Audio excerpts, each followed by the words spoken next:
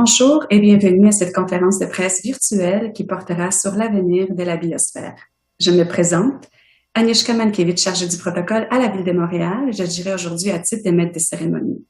Au cours de cette conférence de presse, il y aura quelques prises de parole. D'abord, le ministre du Patrimoine canadien, l'honorable Steven Guilbeault, qui prendra la parole au nom du ministre de l'Environnement et du Changement climatique, l'honorable Jonathan Wilkinson. Ensuite, le ministre québécois de l'Environnement et de la lutte contre le changement climatique et le ministre responsable de la lutte contre le racisme, M. Benoît Charette. Et finalement, la mairesse de Montréal, Mme Valérie Plante. Nous allons terminer avec une période de questions de journalistes animée par Mme Geneviève Jutras, attachée de presse principale de la mairesse. Pour débuter, j'invite l'honorable Steven Guilbeault, ministre du Patrimoine canadien, à prendre la parole. Monsieur le ministre, si vous voulez bien activer votre micro. Je pense que mon micro est déjà activé. Vous m'entendez bien? Merci beaucoup, Agnieszka. Bon matin à toutes et à tous. Je suis très heureux d'être ici avec vous pour faire cette annonce importante en compagnie de M. Benoît Charette, ministre de l'Environnement, de la lutte contre les changements climatiques et ministre responsable de la lutte contre le racisme, également ministre responsable de la région de Laval, et Mme Valérie Plante, mairesse de Montréal. Je me joins à vous aujourd'hui à partir de mon bureau à Montréal et je tiens à reconnaître la présence historique des nations Mohawk, Algonquin, Huron-Wendat et Abénaquis. Je tiens tout particulièrement à reconnaître la nation Mohawk et les communautés de Kanawagé, Kanesatake et Akwesasne qui nous accueillent avec leur habituelle hospitalité. Ces derniers temps ont été difficiles pour chacun de nous. La priorité absolue du gouvernement du Canada demeure d'assurer la sécurité des Canadiennes et des Canadiennes et de soutenir les familles, les organisations et les entreprises durant cette période hors du commun. Bien que les défis liés à la pandémie soient au cœur de nos préoccupations et de nos vies quotidiennes depuis plus d'un an maintenant, nous devons nous rappeler que la crise climatique n'a pas disparu. Elle demeure toujours une réalité et une priorité pour notre gouvernement.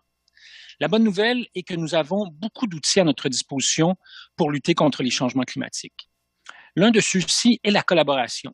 Il est essentiel de travailler ensemble, de mettre nos ressources en commun pour protéger efficacement notre environnement. Une autre mesure clé consiste à mieux sensibiliser la population aux priorités environnementales. En informant davantage, nous contribuons à faire en sorte que la population canadienne de partout au pays sache exactement ce qui est en jeu si nous ne faisons pas de changements profonds. De plus, nous mobilisons les prochaines générations de Canadiens et Canadiennes qui poursuivront notre travail afin de protéger le patrimoine naturel et l'environnement. Voilà pourquoi des institutions comme la biosphère sont d'une si grande importance. En ce sens, je suis très heureux d'annoncer aujourd'hui que le gouvernement du Canada, en partenariat avec le gouvernement du Québec et la Ville de Montréal, investit dans l'avenir de la biosphère, une institution canadienne emblématique et le seul musée de l'environnement en Amérique du Nord. Le gouvernement du Canada versera 15 millions de dollars sur 5 ans pour aider la biosphère à remplir sa mission d'accroître la sensibilisation au changement climatique, à la perte de biodiversité et à la pollution, et en particulier à la pollution du plastique. Les gouvernements du Canada et du Québec et la Ville de Montréal verseront chacun le même montant pour un total de 45 millions de dollars au cours des 5 prochaines années. De plus, le gouvernement du Canada a transféré la gestion de la biosphère au complexe de l'espace pour la vie de la Ville de Montréal, qui partage les mêmes missions scientifiques, pédagogiques, culturelles et sociales que la biosphère. C'est un investissement qui témoigne d'un effort concerté entre les 3 paliers gouvernementaux pour assurer un avenir prometteur à cette institution importante pour la population montréalaise et tous les Canadiens et Canadiennes. La biosphère continuera de remplir son mandat et de répondre aux préoccupations du public à l'égard des enjeux environnementaux et de mobiliser les Canadiens par ses programmes, ses activités et ses expositions. De cette façon, cette institution emblématique continuera d'accroître la sensibilisation aux importants enjeux environnementaux pour veiller à ce que la population d'aujourd'hui et de demain comprenne ce qui est en jeu et soit déterminée à protéger notre planète. Je vous remercie beaucoup. Merci, Monsieur le ministre. Je cède maintenant la parole à M. Benoît Charette, ministre de l'Environnement et de la lutte contre les changements climatiques et ministre responsable de la lutte contre le racisme du gouvernement du Québec. Monsieur le ministre, si vous voulez bien activer votre micro. C'est gentil. Vous allez me permettre les salutations d'usage aussi. Donc, Monsieur le ministre du Patrimoine canadien, cher Stephen, Madame la mairesse de Montréal, chère Valérie, Mesdames et Messieurs, bonjour. Également très heureux d'être parmi vous ce matin pour concrétiser cet important soutien qui permettra d'assurer l'avenir du musée de la biosphère. Je tiens d'ailleurs à souligner la belle collaboration entre le gouvernement fédéral, la Ville de Montréal et le gouvernement du Québec qui a été démontrée tout au long des travaux du comité tripartite mis en place en 2019. Aujourd'hui, nous récoltons le fruit de notre effort collectif et nous posons un geste concret permettant la poursuite des activités de la biosphère. Notre gouvernement soutient le musée de la biosphère pour deux excellentes raisons. D'abord, parce que pour gagner la lutte contre les changements climatiques et accélérer notre transition vers l'économie verte, il faut pouvoir mobiliser et engager toute la population dans l'action et que le musée de la biosphère est un excellent catalyseur de ces changements. Ensuite, parce que les entreprises culturelles québécoises frappées de plein fouet par les impacts de la pandémie contribuent à façonner l'identité du Québec et participent activement à son développement économique. Dans ce contexte, il est particulièrement important de soutenir le milieu culturel dont fait partie le musée de la biosphère. Dans son budget 2021-2022, mon collègue, le ministre des Finances du Québec, M. Éric Girard, a prévu une somme de 15 millions de dollars sur 5 ans pour assurer la pérennité du musée de la biosphère. Aux côtés du gouvernement du Canada et de la Ville de Montréal, nous sommes déterminés à assurer la relance du musée et sa réouverture prochaine au public. Seul musée entièrement consacré à l'environnement en Amérique du Nord, le musée de la biosphère remplit une mission éducative importante, soit de sensibiliser les visiteurs au changement climatique, à la conservation de la biodiversité et à la pollution, notamment, comme le disait Stephen il y a quelques instants, celle due aux déchets de plastique. Ayant moi-même eu la chance de visiter ce lieu unique, je peux dire que toute personne qui le visite en ressort certainement avec une meilleure compréhension des grands enjeux environnementaux et climatiques auxquels nous sommes confrontés. La biosphère témoigne de l'importance de protéger la vie sous toutes ses formes et c'est un message qu'il faut continuer à véhiculer. Comme nous le rappelle sa jolie mosaïculture, nous sommes tous de la même terre. Donc, au nom du gouvernement du Québec, je souhaite longue vie à la biosphère, musée de l'environnement, et nous souhaitons tous que cette belle institution montréalaise puisse bientôt rouvrir ses portes pour notre plus grand bénéfice. Merci, une belle journée à toutes et à tous. Merci, Monsieur le ministre. Pour terminer, j'invite à s'adresser à vous, Madame Valérie Plante, mairesse de Montréal. Madame la mairesse. Merci beaucoup. Alors, évidemment, moi aussi, je suis très heureuse d'être ici aujourd'hui pour cette excellente nouvelle qu'on partage avec tous nos partenaires. On ne va pas se le cacher, ça fait plusieurs projets qui sont proposés pour protéger et valoriser la biosphère. Mais c'est notre administration qui est la seule qui en a fait, non seulement qui propose un projet qui est viable, mais qui en a fait une priorité. Alors, je tiens vraiment à remercier mes collègues, Benoît Charette, mais également le gouvernement du Québec, ainsi que Stephen Guilbeault et le gouvernement canadien pour leur appui, pour justement faire en sorte que notre biosphère, on continue de l'aimer, on continue de la valoriser et on continue à la visiter pour une bonne raison, celle d'augmenter notre sensibilité au changement climatique dans une perspective d'éducation. Alors, permettez-moi de faire un petit peu d'histoire parce que la biosphère a une longue feuille de route.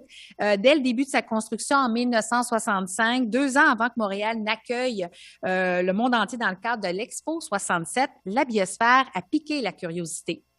L'un des pavillons les plus emblématiques de l'Expo 67, c'est la biosphère, qui a accueilli sur une période de 6 mois plus de 9 millions de visiteurs venus des 4 coins de la planète. Devenue au fil des ans un symbole fort pour les Montréalais, Montréalaises, la biosphère n'a jamais laissé personne indifférent. Aujourd'hui encore, elle attire des regards et on la voit très, très souvent sur de nombreuses cartes postales. On l'utilise souvent pour parler de Montréal. On parle de la montagne et souvent on voit la biosphère également. Alors, elle témoigne de son avant-gardisme. Elle continue de définir la silhouette de notre métropole, mais surtout, la biosphère se distingue par sa mission d'éducation et de sensibilisation des enjeux environnementaux. D'ailleurs, Buckminster Fuller, qui est l'architecte de la biosphère, en a fait, dès sa création, un symbole en faveur de la protection de notre environnement. Alors, par sa programmation riche et renouvelée, Ce musée de l'environnement, qui est unique en Amérique du Nord, comme ça a été mentionné par mes collègues, poursuit son importante vocation publique et scientifique.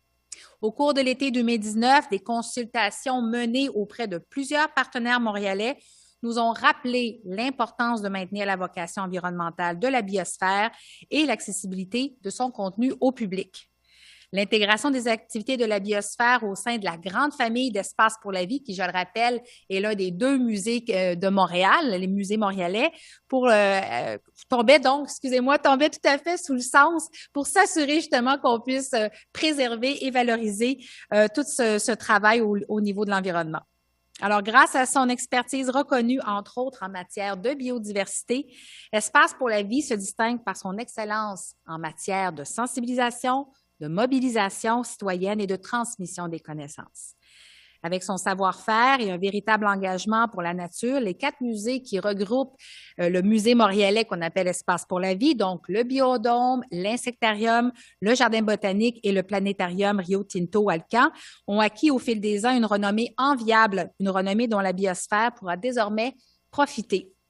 C'est pourquoi la Ville de Montréal s'est engagée dans ce projet porteur par le biais d'une contribution de 15 millions de dollars sur 5 ans, au même titre que nos collègues provinciaux et fédéraux. Et ce financement, il va s'ajouter aux contributions des gouvernements qui est annoncé ce matin. Pour nous, c'est une excellente nouvelle, ça va assurer la pérennité. Il va permettre, bien sûr, d'assurer un avenir prometteur, un espace de découverte. Et ces investissements vont se traduire également par la volonté ferme de mettre Montréal, de la volonté ferme que Montréal se positionne comme chef de file mondial dans la protection de la biodiversité et d'accroître la portée de son plan de transition écologique. Et comme vous le savez, à titre de porte-parole, d'ambassadrice, d'ICLEI pour la biodiversité locale, je me réjouis de la place que prend Montréal lorsqu'il est question de protection de l'environnement, de lutte au changement climatique, mais également de protection de la biodiversité locale. Alors, plus que jamais, la biosphère va contribuer à la découverte de cette sphère plus grande que nature, c'est le cas de le dire, et ça va devenir cet emblème qui est définitivement montréalais, tout montréalais, il n'y en a pas d'autre ailleurs, on en est très fiers de pouvoir le mettre en valeur. L'intégration des opérations, peut-être un point de vue un peu plus technique, l'intégration des opérations de la biosphère au sein de la ville va se faire au cours des prochains mois. Lorsque cette transition sera terminée, la biosphère pourra de nouveau accueillir les visiteurs, on espère dès cet été, c'est notre objectif. Et je remercie toutes celles et ceux, dont notre collègue qui est ici présente, Madame Jaudoin, qui est directrice d'Espace pour la vie, du travail qui va être mis en place pour accélérer, pour que le plus tôt possible, la population puisse profiter de l'exposition existante et de déjà mettre les différents morceaux ensemble pour offrir une nouvelle programmation dans le futur. Alors, un grand merci à mes collègues. Merci beaucoup de faire en sorte que maintenant, Espace pour la vie, le musée montréalais Espace pour la vie compte maintenant une 5e institution et dans ce cas-ci, on parle de notre magnifique et emblématique biosphère. Merci beaucoup. Merci, Madame la mairesse. Voici donc ce qui conclut les présentations de cette conférence de presse. J'invite maintenant ma collègue Geneviève Jutras, attachée de presse principale au cabinet de la mairesse et du comité exécutif de la Ville de Montréal, à prendre la relève pour l'animation de la période des questions des journalistes. Oui, merci beaucoup, Agnieszka. Donc, on va prendre les questions pour débuter sur l'annonce de la biosphère en français et en anglais. Ensuite, on pourra prendre quelques questions autres. Juste lever votre petite main virtuelle, identifier votre nom et votre média. On va y aller avec une question et une sous-question par journaliste. Donc, je donne la parole à François Carabin du Journal Métro. Oui, bonjour à vous trois. D'abord, j'aimerais savoir, peut-être commencer avec vous, Madame la mairesse, mais vous pouvez tous répondre à cette question. Il y a eu beaucoup en fait, ça a été une longue aventure là avec la biosphère, le bail qui a été renouvelé en 2019, un peu d'urgence là. À quel point est-ce qu'on est passé près que la biosphère simplement plie bagage? Ben, disons que, je veux dire, il y a toujours eu, on s'en est toujours occupé. C'est-à-dire que on sait que la biosphère, si je peux dire, appartient au gouvernement fédéral avec le musée existant, mais il y avait vraiment une volonté qu'on s'assure que ce soit qu'il y ait une portée pérenne, là, qu'on puisse l'inscrire, qu'on ne se pose plus cette question-là à savoir qu'est-ce qu'on fait, comment est-ce qu'on s'en occupe.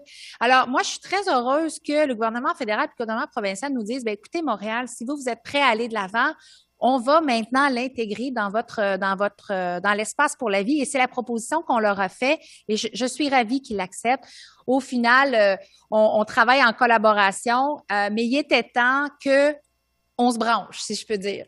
Au-delà des travaux d'entretien, au-delà des projets qu'on a mis les sommes pour s'assurer que tout se passe bien pour la biosphère, moi, je suis heureuse parce que là, aujourd'hui, là, c'est réglé. On va de l'avant, puis grâce à mes collègues, on peut se dire la biosphère maintenant, ça fait partie de l'Espace pour la vie. Je suis très, très fière ce matin de cette position ferme. Je sais pas si vous me permettez d'ajouter, je voudrais faire écho à ce que Madame la mairesse, chère Valérie, a dit. Je suis tout à fait d'accord. Il faut quand même se rappeler que d'un point de vue historique, c'est le gouvernement un peu qui est venu précariser la situation de la biosphère. Alors, ce que la Ville de Montréal, le gouvernement du Québec et le gouvernement fédéral annonce ce matin, c'est que là, on stabilise la situation de la biosphère, tant du point de vue du financement que du point de vue de la gestion. Ça va être intégré à Espace pour la vie, mais Québec et Ottawa continuent d'être des partenaires importants de cette belle institution-là pour les années à venir. Alors, je pense qu'effectivement, c'est une très, très bonne nouvelle, mais il faut comprendre aussi que ça s'inscrit dans un cadre historique où on vient corriger une erreur qui a été faite dans le passé ce matin. Peut-être un complément pour ma part également. C'est dans cette perspective-là, que le tout a été conduit là, depuis 2019. Le comité tripartite qui a impliqué des fonctionnaires là, de chacune de nos administrations a donné de bons résultats et on travaille dans une perspective de durabilité pour ne pas revivre cette incertitude-là dans les prochaines années. Donc, on a 5 ans de confirmé et ça nous laisse 5 ans pour assurer la pérennité là, au-delà de cet échéancier-là, mais c'est le fruit d'un travail effectivement très, très productif entre les 3 administrations. Donc, c'est des beaux exemples de collaboration. Je vais poursuivre dans le même ordre d'idées. Vous l'avez mentionné, M. Charette, il y a eu des discussions dès l'été 2019 sur l'avenir de la biosphère. Alors, bon, je comprends qu'il y a une pandémie, là, mais c'est où que ça a bloqué? Pourquoi ça a pris autant de temps avant d'attacher les sommes nécessaires à faire survivre la biosphère? De notre côté, je laisserai mes collègues répondre pour leur instance, mais bon, ce sont des sommes tout de même colossales. Au total, 45 millions, mais 15 millions pour chacune de ces administrations-là. Et on voulait éviter surtout que ce soit inscrit dans un budget pour une année et que le travail soit refait continuellement par la suite. Donc, on a voulu attacher ces sommes-là dans la durée. Donc, 5 ans garantis, dûment inscrits dans le budget pour qu'on puisse non seulement avoir l'esprit tranquille, mais déjà travailler à la pérennité, déjà travailler au niveau de la structure elle-même du bâtiment, mais de la programmation du musée. Bref, on voulait se donner le temps là, de bien faire les choses. Et peut-être de notre côté, je peux vous dire que dès le départ, on a senti une grande volonté justement de s'assurer que ça demeure aux Montréalais, Montréalaises, aux Québécois, aux Québécoises, Canadiens, Canadiennes. C'est important parce que les projets précédents ou le laisser-aller qui était venu avec la biosphère, ça aurait pu être qu'on laisse aller puis finalement c'est le privé qui s'en occupe. Mais il faut pas oublier qu'à la Ville de Montréal et nous, notre administration, en parallèle, on travaille également un plan directeur pour le parc Jean-Drapeau. Et c'est très important que les deux se parlent parce que la biosphère fait partie de l'identité du parc Jean-Drapeau. Donc, je vous dirais que ces consultations et ce travail, c'est vrai que la pandémie est venue ralentir un peu, mais il y avait quand même pas mal de choses à attacher parce que vous comprendrez que maintenant, la Ville de Montréal a décidé de garder cette boule emblématique publique. Alors, nécessairement, il faut qu'on s'assure que le montage financier et tout le reste soit cohérent, pertinent. Et là, on est arrivé à une conclusion qui est la meilleure. Ça demeure public. C'est une responsabilité de la Ville de Montréal, mais grâce à l'aide des 2 paliers, ça va être viable, ça va être intéressant et on s'imagine bien que dans le plan directeur qu'on va vous présenter bientôt pour le parc Jean-Drapeau, ça va parfaitement s'inscrire dans cette idée de protection de la biodiversité et de sensibilisation aux enjeux liés à la crise climatique. Merci beaucoup. On va maintenant passer à Philippe Bonneville de Cogeco Média.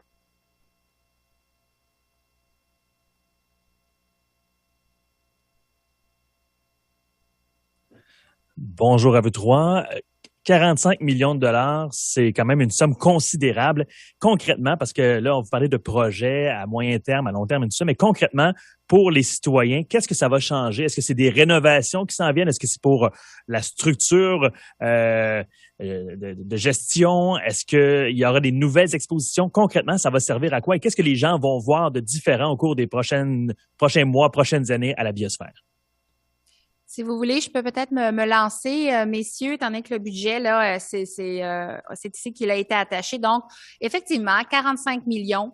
Il va y avoir un 15 millions qui est lié au maintien de l'infrastructure, puis à certaines rénovations qui sont absolument nécessaires. Mais je dirais que c'est quand même la biosphère va bien, là. Puis sinon, le 30 millions, ça va être ça va être au niveau du budget d'exploitation. Vous avez parlé d'exposition. En effet, l'exposition actuelle, elle sera disponible dès qu'on ouvrira les portes cet été. Mais l'idée, vraiment, c'est de venir valoriser et de mettre en valeur tout le potentiel de la biosphère et ses expositions en lien avec la transition écologique. Et comme on a vu dans les autres infrastructures d'espace pour la vie, des rénovations sont importantes, ou en tout cas, c'est pas tant des rénovations, mais de mettre en valeur des nouvelles expositions sur différents thèmes.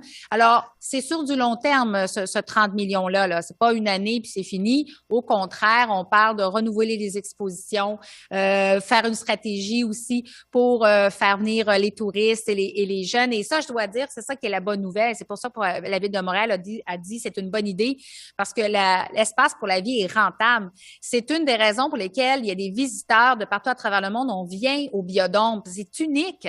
Et là, on va continuer à venir à la biosphère en la mettant en valeur, puis en plus au parc Jean-Drapeau. Donc, c'est vraiment des sous qui vont être bien investis, je vous dirais, pour la qualité de l'architecture, du symbole, mais aussi des expositions qu'on va y tenir et des ateliers d'éducation. Et si vous me permettez, on en a tous et toutes parlé, là, mais c'est un musée vraiment unique en Amérique du Nord. On voit l'augmentation, la prise de conscience dans la population des questions environnementales. Alors, ce musée-là va être une occasion extraordinaire. Il l'est déjà, il va l'être encore plus parce qu'il va être mis en valeur. C'est vrai que le caractère incertain des dernières années, je pense, a nuit au rayonnement de la biosphère, mais là, ça, c'est derrière nous. À partir d'aujourd'hui, on va pouvoir redonner à la biosphère, à ce musée-là de l'environnement, tout son prestige et tout son attrait. Et moi, je pense que c'est une très bonne nouvelle pour la Ville de Montréal, pour la province de Québec et pour le pays dans son ensemble.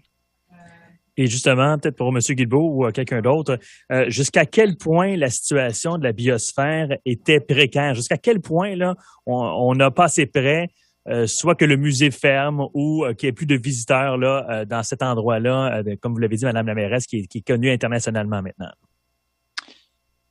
Je l'ai dit tout à l'heure, là, mais c'est une décision tout à fait arbitraire du gouvernement précédent fédéral qui a vraiment précarisé la situation de la biosphère. Et je tiens à saluer le leadership de la Ville de Montréal dans ce dossier-là, parce que et de la communauté montréalaise, je vous dirais, parce que n'eût été de l'engouement et du vent de support qu'il y a eu pour la biosphère, je suis pas certain qu'on serait arrivé ici aujourd'hui, bien honnêtement. Alors vraiment, bravo pour Montréal et son leadership.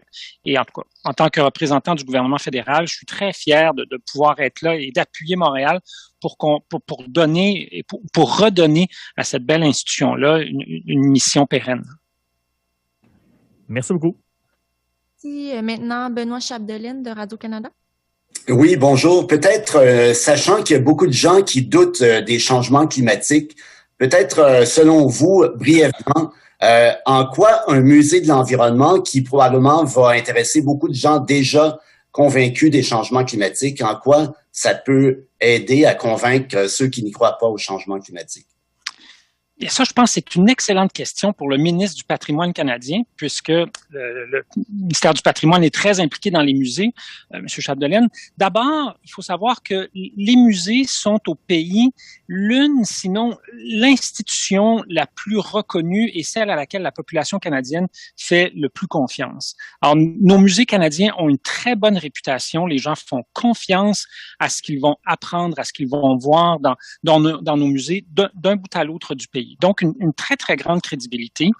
Vraiment une des institutions les plus crédibles, peu importe le sujet. Si les gens vont au musée, vont voir quelque chose, vont apprendre quelque chose, ils attachent une très grande valeur à l'information qu'on retrouve dans nos musées, d'une part. D'autre part, je questionnerais votre prémisse disant qu'il y a beaucoup de gens qui ne croient pas au changement climatique. Les sondages nous montrent qu'il y a encore des Canadiens et Canadiennes, effectivement, qui n'y croient pas, mais que cette proportion-là tend à diminuer, peut-être pas d'année en année, mais certainement, on voit au cours des années qu'il y a une prise de conscience de plus en plus importante dans la population.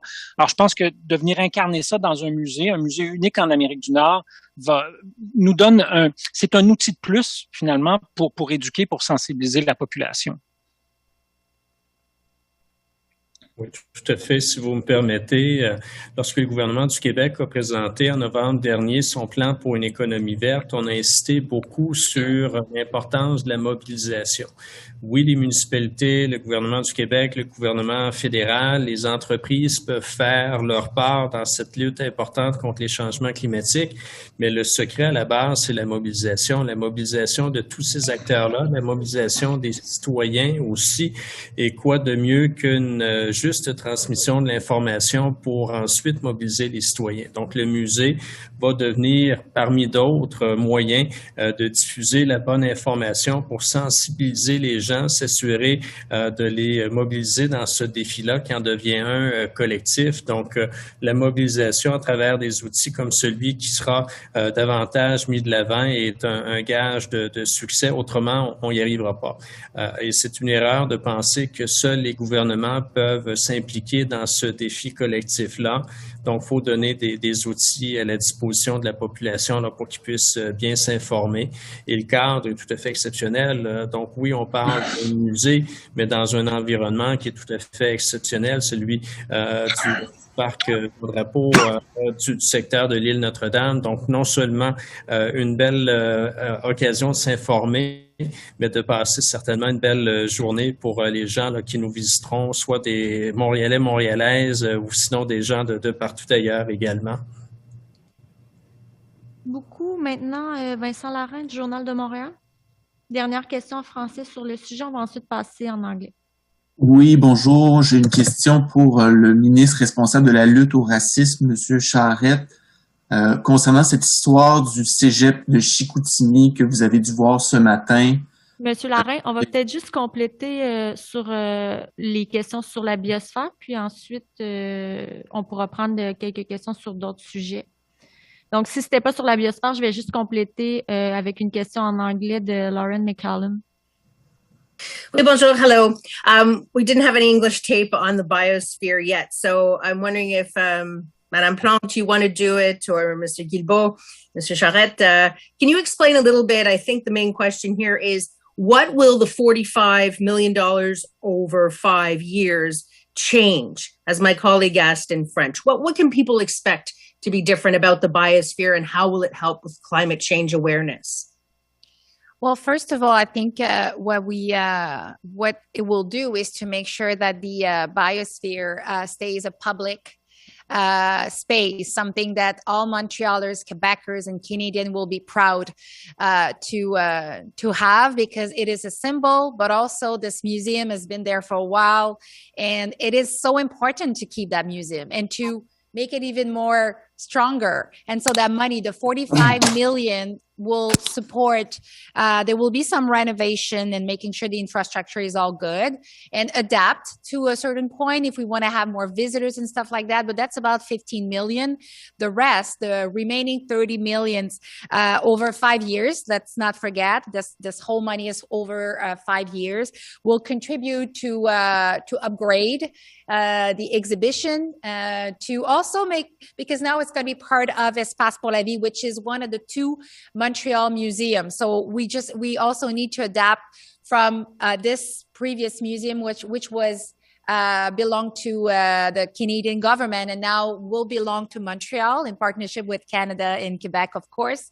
So we just need to make few adaptation. But I think this is a great news because we're saying to all Montreal that loves the biosphere, it's ours. Montreal will take the lead in terms of management and making sure that it's accessible to everyone. But also we want to protect this part of our heritage.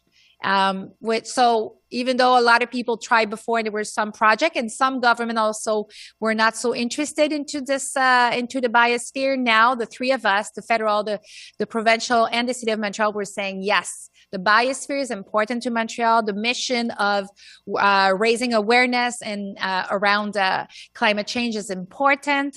It's on Parc Jean Drapeau, which the City of Montreal will be presenting the Plan Directeur very soon.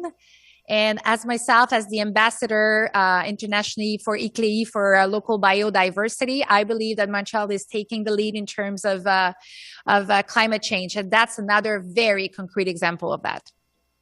Okay, thank you. To follow up, and I think it was my colleague Benoit who asked the question. Lauren, may I add one element about the importance of having a North American dedicated museum to climate change? We know from numerous studies that museums are amongst the most trusted institutions in our society.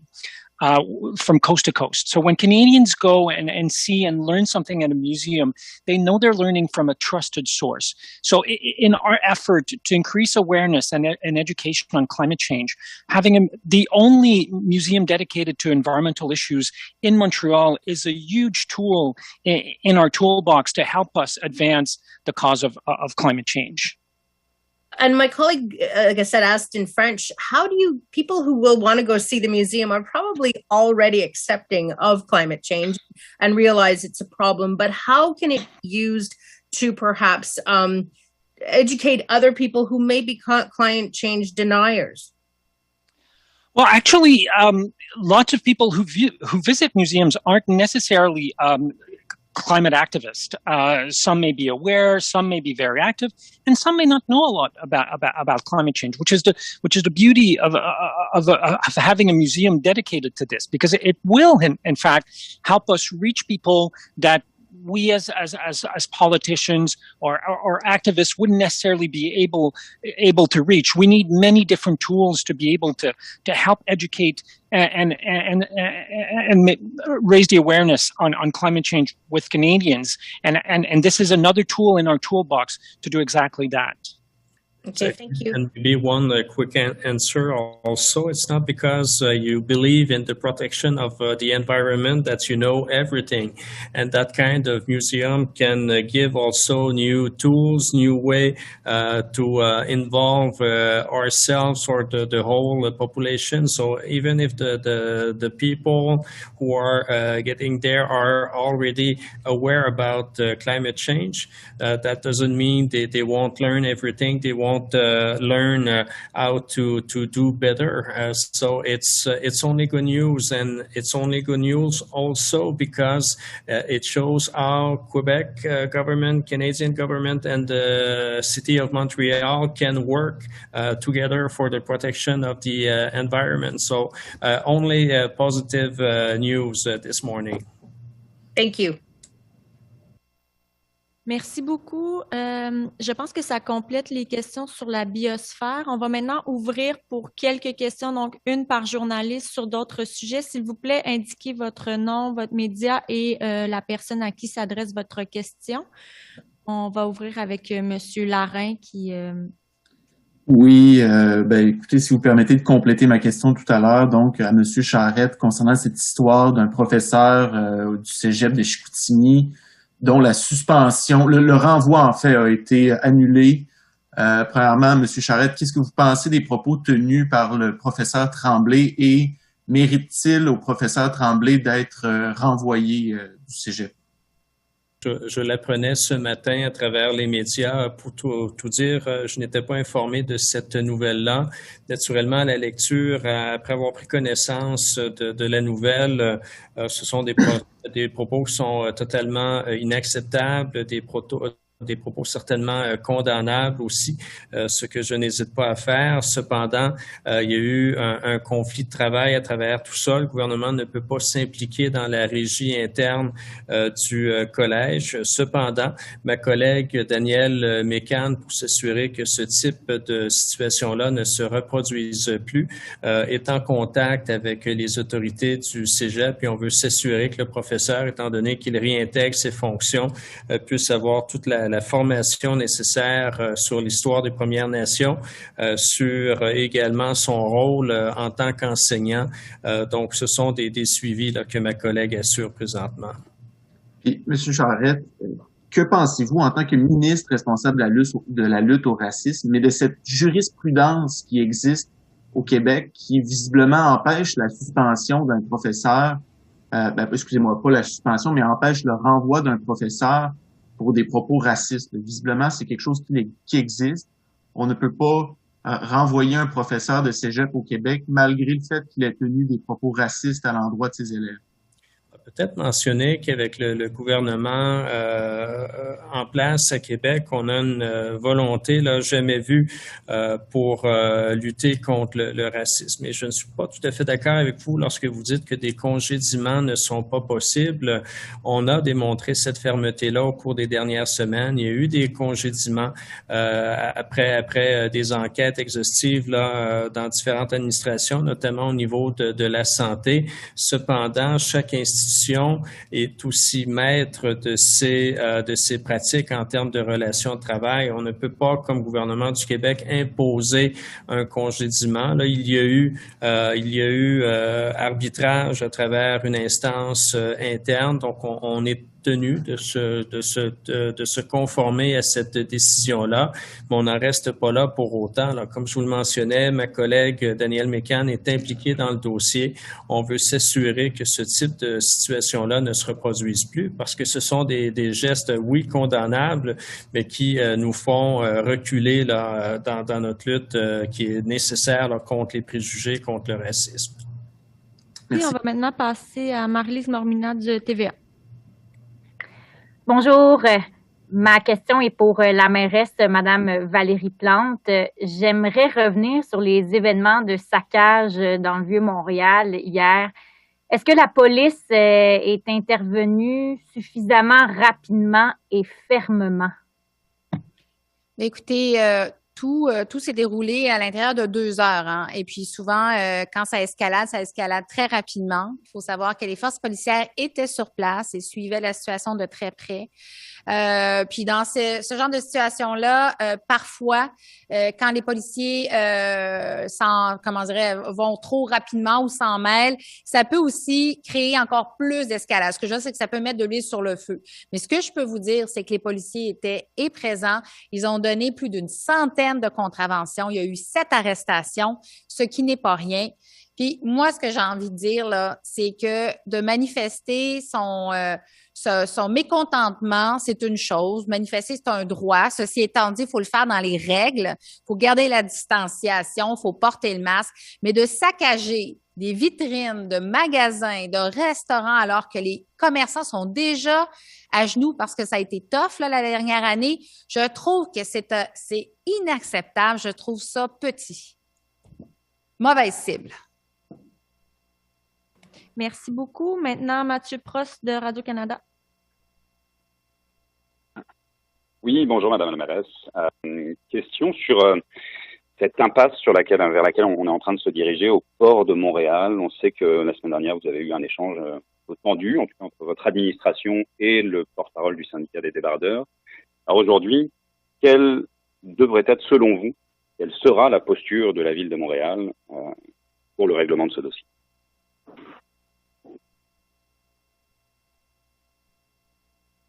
Je m'excuse, je vous entendais moins bien, M. Prost. J'ai la fin.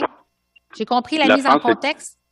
Exact. Quelle sera la posture de la ville de Montréal pour le règlement de ce dossier?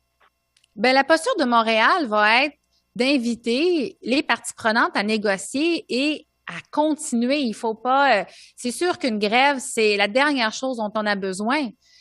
Pour des raisons évidentes. On se relève, tout est mis de l'avant. La Ville de Montréal, le gouvernement du Québec, le gouvernement fédéral, il y a beaucoup d'argent qui ont été investis pour relancer les métropoles, dont Montréal, dont le centre-ville.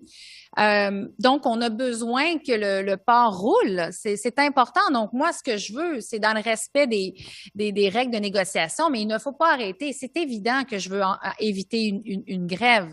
C'est évident Montréal est un port stratégique et présentement, on roule au ralenti alors que d'autres ports en Amérique du Nord, eux, reprennent des activités, reprennent certaines de nos activités.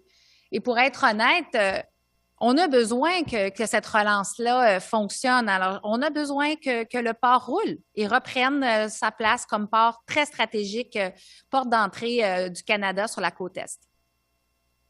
Merci. Est-ce qu'on a une question en anglais? Yeah, Lauren from CBC.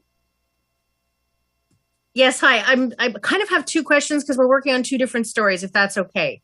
The first one, again, to respond, I know it was asked in French, Madame Plante, about the police presence last night. It would appear that they might have been caught off guard. What is your reaction to their response, in terms of what happened? Conversation that we've had with the chef de police is that, they were present since the beginning. Everything happened within 2 hours, which is it's quite short when you think about it.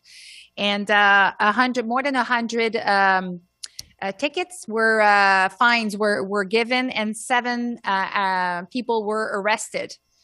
So there's always kind of a balance to find, because sometimes when the police officers act too fast, it can put oil on the fire. It just fuels up even more. So there has to be a balance. But I can assure you that the police, the SPVM was there and will continue to be there, because it is not acceptable. People are allowed to protest. It's their right. Do it right.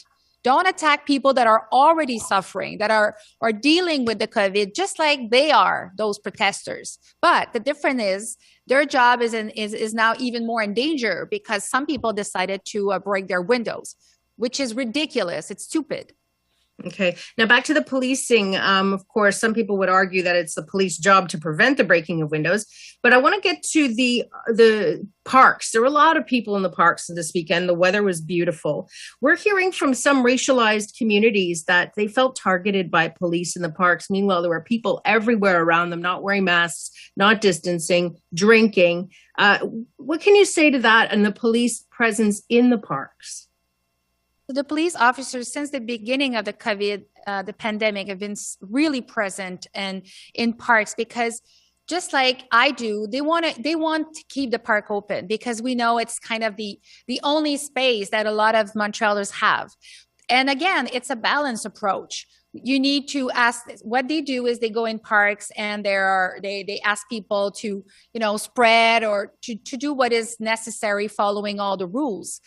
And it's true that it's not necessarily easy for a lot of people, because the rules are changing and people are exhausted. They're tired. And we do understand. At the same time, it's important to respect the rules for obvious reason. We want to go through this third wave. So the police have to find a balanced approach. And when people don't collaborate, they will get fines. That's what will happen. But they're saying that they were racially targeted. Lauren, I think it's really about the racially targeted, that Black people were feeling more targeted than the people around them who weren't.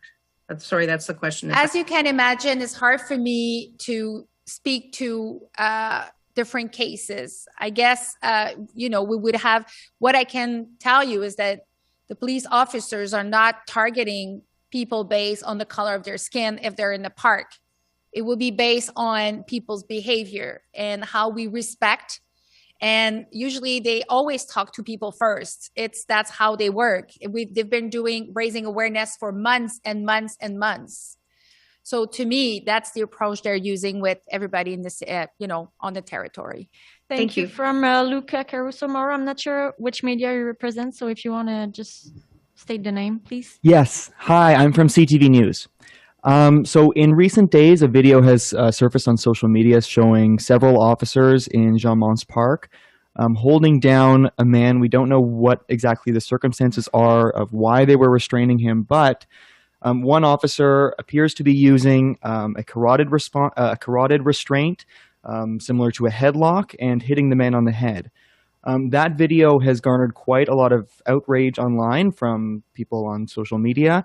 And I've spoken with someone who said that, that specific hold can be very dangerous if it's done improperly, or, if it's done improperly, or it's, you're in a difficult situation.